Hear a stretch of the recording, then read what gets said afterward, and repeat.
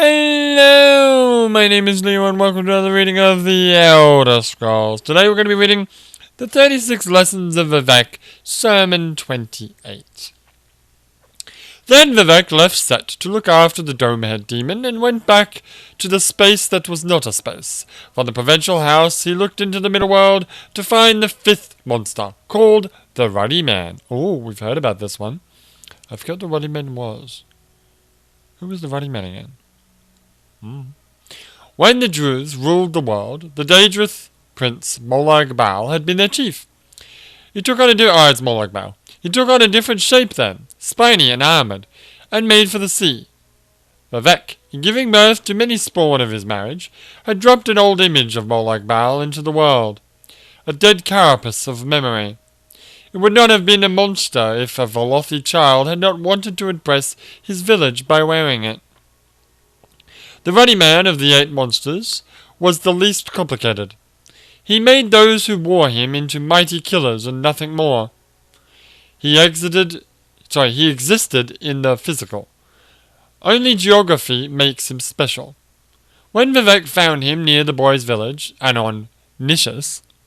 Oh, okay. There was a violent clash of arms, and an upheaval of earth. Their battle created the Western Gash. Wonders that still go there, still hear the sounds of it, soared across the crust, the grunt of God, the snapping of his monster's child's splintered legs. After his victory, Vivec took the shell of the Ruddy Man to the Droths that had modified his mother, the Queen of Droths, whose name is not easy to spell, so I'm not going to bother trying, was in a period of self-incubation. Her wardens took the gift from Vivec and promised to guard it from the surface world. This is the first account of Droths being liars. In 10 years, the Ruddy Man appeared again, this time near Tyr, or Tyr, maybe Tyr, I'm not sure, worn by a wayward shaman who followed the House of Troubles. Instead of guarding it, the Druids had imbued the living armor with mythic inflexibility. It molted soon after skill draping the shaman and stretched his bones to the 5 corners. When Vivec met the monster in battle again, he saw the remains of 3 villagers dripping from its feet. He took on his giant form and slew the Ruddy Man by way of the symbolic college. Since he no longer trusted the Altimer of the Sea... Oh, Druids were Altimer? I guess. Or maybe it's just a nickname.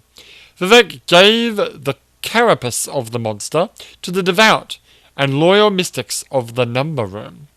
He told them, "You may make of the Ruddy Man a philosopher's armor."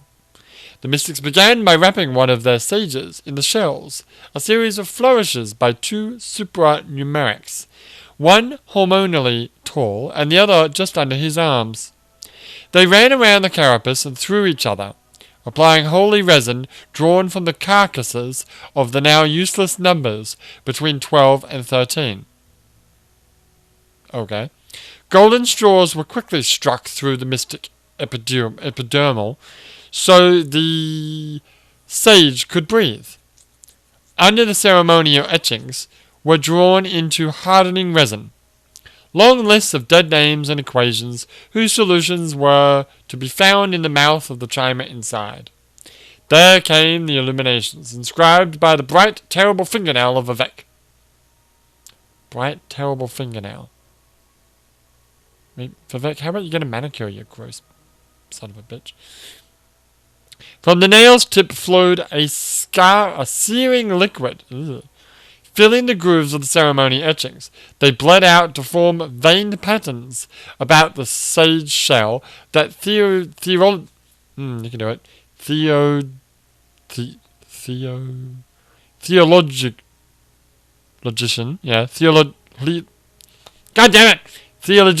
good enough, would decipher forever after. The ending of the words is alchemy. I had a bit of trouble with that last one. I did. Any notes about this one? The Ruddy Man. Well, the Ruddy Man's Molag Bal, right? No, it is not. Oh, I'm sorry. It is a monster who battled Vivec twice, yada yada yada. It's carapace, yada yada yada. I know he's an aspect of Molag Bal. Though he is Molag Bal. Well, he's an aspect of Molag Bal. Whatever, dude. Tia. Yeah, I would like to know what Tia is. Where's Tia? There's a map of Morrowind. So yeah, Varden. There is actually Morrowind on to the east of Vardenfell. Maybe Tavani hang out over there too. Yeah, maybe they do. Oh, I had to go there. Wait, did I have to go there during Arena? I don't remember. I really don't remember. So where is it exactly?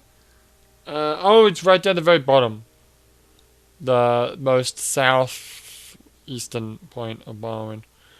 Near the border of Black Marsh, but it's actually not. South of Tyr is actually the sea, but yeah. It's like Florida. Kinda. Florida to Mexico, I guess. Or should I say Miami? Yes, you should actually say Miami. I want to say there was something else I wanted to look at. Really? Something about the last page?